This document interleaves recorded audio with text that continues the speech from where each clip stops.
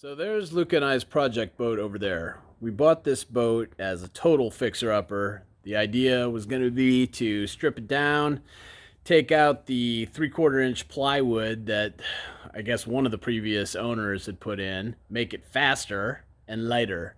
So the first thing we did is we took out that little 25 horsepower 1988 Johnson, and we actually already got our new upgraded engine, which is a 60 horsepower Evinrude sitting right there ready to go.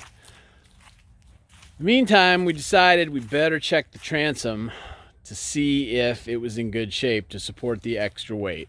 Let me show you what we found. That, boy, not good. Completely rotten. So now the first thing we need to do is we're going to have to replace this transom. And I think what we're going to do, instead of using plywood or even marine ply, is we're going to use a new composite called Coosa board, because Coosa board will not rot. So as you can see, we've already stripped this boat down. I mean, it's pretty much done. There's nothing left on it. I've even taken the top section off. It's sitting upside down over there. Most boats are comprised of two parts. So you've got a top and a bottom. Some are 3 parts. This is just 2. So top sitting over there. We've got the bottom here, and it's completely stripped down. And like I said, the first thing we're going to need to do is replace this transom right here. To get to that, we're going to have to take out these foam wells, because we got to get back here. So first thing, cut out the foam well. We'll end up replacing that foam later, and hopefully we'll have this thing done before the summer. So stay tuned. So let me go over the plan that we've got with this thing. As I'd mentioned before, one of the previous owners had used 3/4 inch ply all over this boat. The floor was 3/4 inch ply.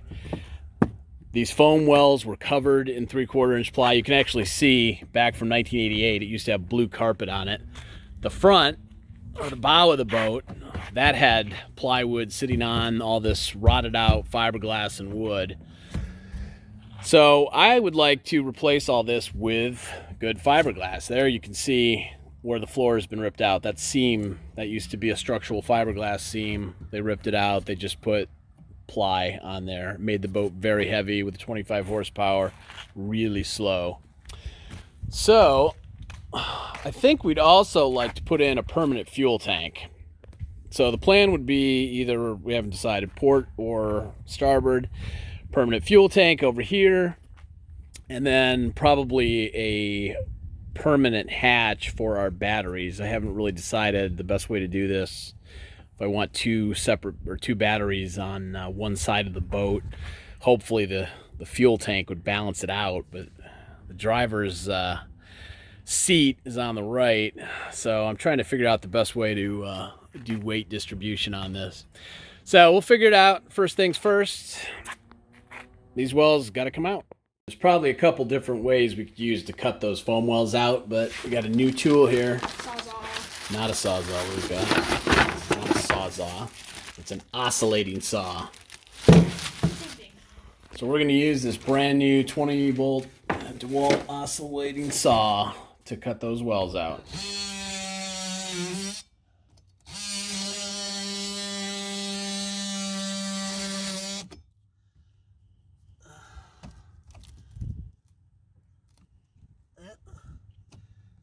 Right there. All right, well, we'll keep going with this and check back with you. I smell something here. I hope it's not fiberglass particles. So I'm going to go ahead and stick a mask on and finish this up. This may not be the best bit for this corner, but we'll see what happens. All right, so I flopped out that bit for something a little bit smaller that I think we can get into this corner, because it's sticking right there. That rounded bit was just too big.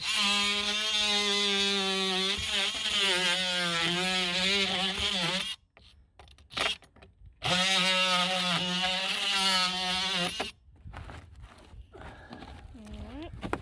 We're almost able to take the entire thing off. Oh, just rip it off. Okay. There it goes. That is ugly. I got a pretty good look. What's under this? All That's rot steel and... plywood. All right, we're gonna do the same thing to the other side. All right, we'll just come back to you guys when we're done with that. Luca, go get me the crowbar. All right, let's see if this has a snowball chance in hell of working.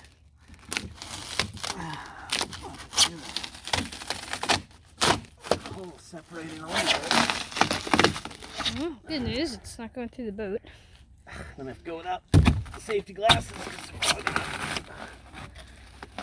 Alright, we're gonna have to come up with something else.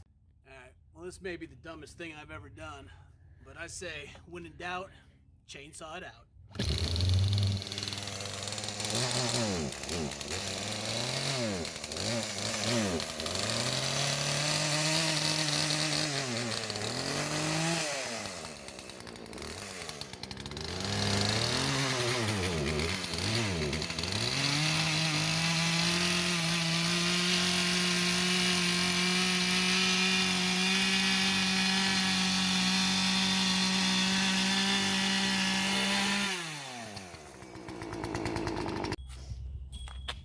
So I think the chainsaw is gonna work.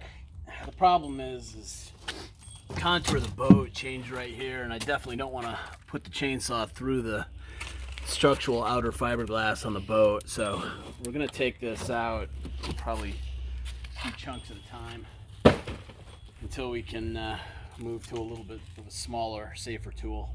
So we'll keep going with the chainsaw.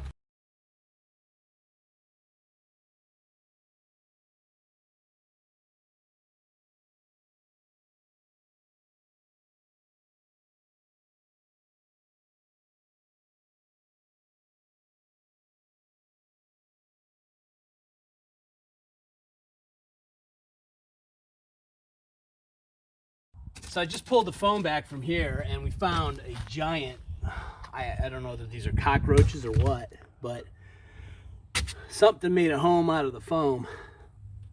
But this ride is over for these guys. I don't know, it looks like they got in there, they were chewing up the foam.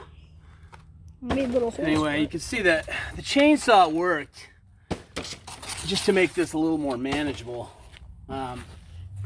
Obviously you don't want to go too deep, because you can go into the structural fiberglass, the outside of the boat. We definitely don't want that, but I think at this point this is going to be a little more manageable. We should be able to clean this up with some tools that are a little less aggressive. And we'll see how it goes.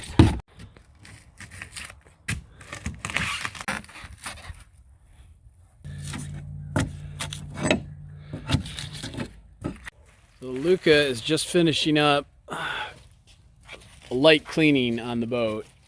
We got all that foam out on both sides. You can see why that foam had to come out, because we had to get to this board. The Coosa board we're going to replace this with is going to run from end to end on the back of this boat. So now that we got the foam out, I'm going to go back to that oscillating saw, and we're going to take out the rest of that fiberglass chunk right there.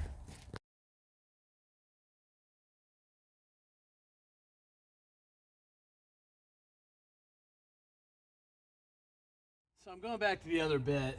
The little bit wasn't working. There is just a whole massive 2-part epoxy holding this together. So I'm going to try to cut a straight line across here. We'll worry about the bottom later.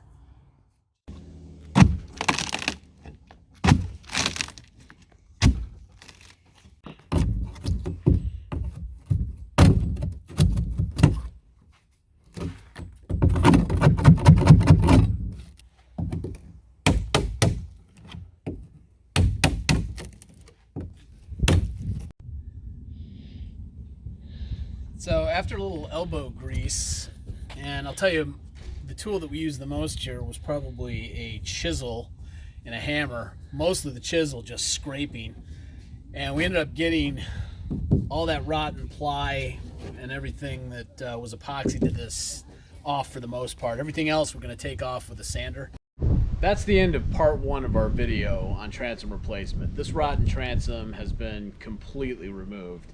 The finishing touches on it were pretty much just using the grinder and then the sander to take it down to absolute bare fiberglass. So now we're moving on to part 2, which is where we will rebuild the transom with a much better transom that will hold this 60 horsepower motor behind me. If you liked the video, give us a like. Don't forget to subscribe. We'll see you soon.